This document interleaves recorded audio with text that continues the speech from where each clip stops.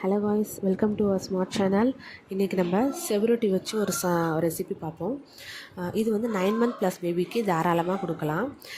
இந்த செவரொட்டி பார்த்திங்கன்னா ஹெச்பி லெவலை நல்லாவே இன்க்ரீஸ் பண்ணும்.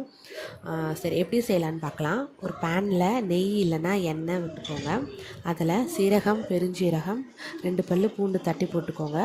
அதுக்கப்புறம் வெங்காயம், தக்காளி ஆட் பண்ணிக்கோங்க. இது நல்லா வதக்கிக்கலாம்.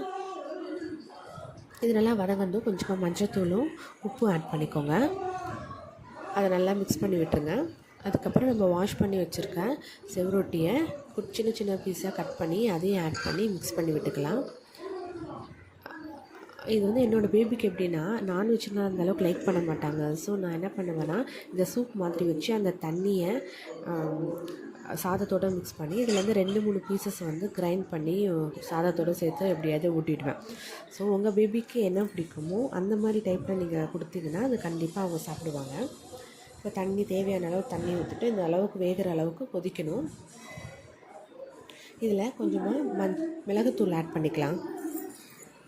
காரத்துக்கு மிளகுத்தூள் தான் நம்ம வந்து பேபிக்கெலாம் ஆட் பண்ணுவோம் இல்லையா, அந்த மாதிரி ஆட் பண்ணிக்க வேண்டியது. அதில்